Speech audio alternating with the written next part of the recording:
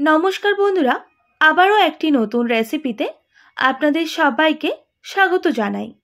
আজকে আমি আপনাদের সঙ্গে নিমের একটি দারুণ স্বাদের রেসিপি শেয়ার করব।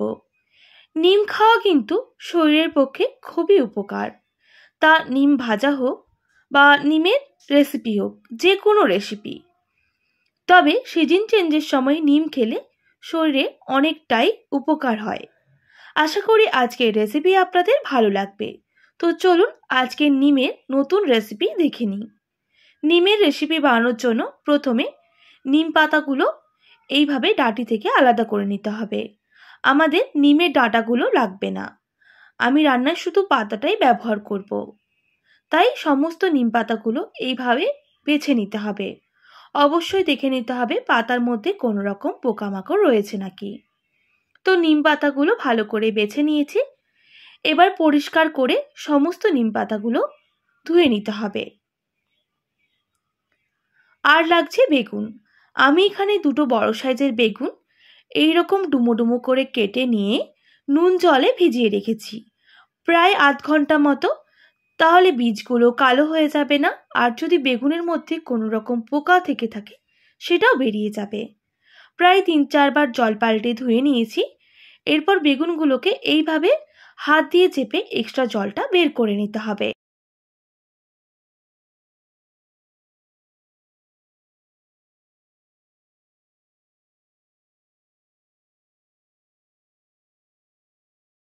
তো বন্ধুরা, দেখেই বুঝতে পারছেন বেগুনের এক্সট্রা জলটা কিন্তু একেবারেই চলে গেছে। এরপর একটা কড়াই বসিয়ে দেব, আর কড়াইটা খুব ভালোভাবে গরম করে নিতে হবে। গরম হয়ে গেলে দিয়ে দেব 1/2 টেবিল চামচ সর্ষের তেল। তেলটা খুব ভালো করে গরম করে নেব। তেলটা খুব ভালোভাবে গরম হয়ে গেলে ধুয়ে রাখা নিম পাতাগুলো প্রথমে ভেজে নিতে হবে। আমার রান্নাতে সব নিম পাতাগুলো লাগবে না, আমি নিম পাতাটা ভেজে রেখে দেব। যে কোনো দিন আপনারা ভাতের আগে নিম পাতা ভাজাও খেতে পারেন, বা আলু দিয়েও নিম পাতা ভাজাটা মেখে খেতে পারেন। খেতে কিন্তু অপূর্ব হয়। দিয়ে দেব একদম সামান্য পরিমাণ লবণ। খুব ভালো করে নিম পাতাগুলো ভেজে নিতে হবে। তো বন্ধুরা, নিম পাতাগুলো ঠিক এইভাবে ভেজে নিতে হবে, তাহলে নিম পাতা খেতে ভালো লাগবে, না হলে একটু বেশি তেতো লাগবে। এরপর নিম পাতাগুলো নামিয়ে নিতে হবে। দেখেই বুঝতে পারছেন আমি নিম পাতাগুলো কিভাবে ভেজে নিয়েছি।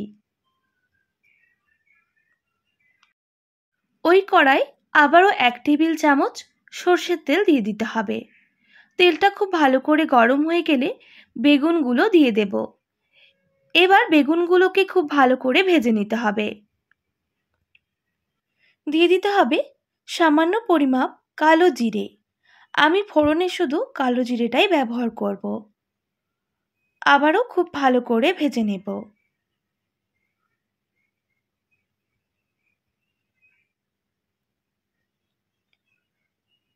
এরপর বেগুনের মধ্যে দিয়ে দিতে হবে স্বাদ মতো লবণ আর সামান্য হলুদের গুঁড়ো।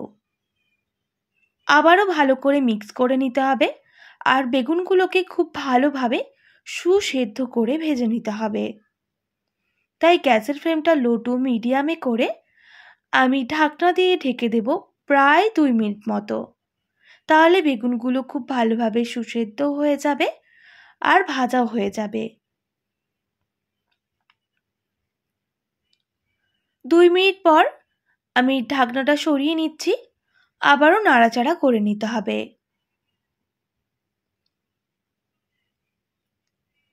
আমি আরও বেশ কিছুক্ষণ ঢেকে দেব। বেগুনগুলো কিন্তু আরেকটু সেদ্ধ হবে। বেশ কিছুক্ষণ পর ঢাকনাটা সরিয়ে নিতে হবে। তো বন্ধুরা, অনেকটাই কিন্তু বেগুনটা ভাজা হয়ে এসেছে। এবার গ্যাসের ফ্লেমটা হাই করে দেব। আরও 3 থেকে 4 মিনিট মতো ভেজে নিতে হবে। দিয়ে দেব 2 টেবিল চামচ ভেজে রাখা নিম পাতা। অবশ্যই পরিমাপটা বুঝে দেবেন। আপনাদের যদি বেগুনটা বেশি থেকে থাকে সেক্ষেত্রে নিম পাতার ভাগটা একটু বাড়িয়ে দেবেন। আবারও খুব ভালো করে মিক্স করে নিচ্ছি।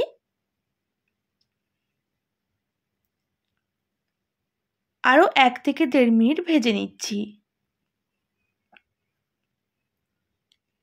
তো নিম পাতা বেগুন ভাজা হয়ে গেছে, এবার নামিয়ে নিতে হবে। তো বন্ধুরা, নিম বেগুনের রেসিপি আপনাদের কেমন লাগলো কমেন্ট করে জানাবেন। আর অবশ্যই বাড়িতে এইভাবে একবার ট্রাই করবেন।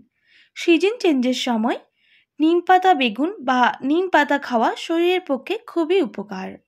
আশা করি আজকের রেসিপি আপনাদের ভালো লেগেছে। ভালো লেগে থাকলে অবশ্যই একটি like, comment, share and subscribe করে আমার পাশে থাকার অনুরোধ রইল। পাশে থাকা বেল আইকনটিও প্রেস করে দেবেন, তাহলে নিত্য নতুন রান্নার ভিডিওগুলি আপনাদের কাছে পৌঁছে যাবে। আজকের মতো এতটাই। আবারও নতুন কোনো রেসিপি নিয়ে দেখা হবে। আপনারা ভালো থাকবেন, সুস্থ থাকবেন। আর এতক্ষণ আমার সঙ্গে থাকার জন্য অনেক ধন্যবাদ আপনাদের সবাইকে।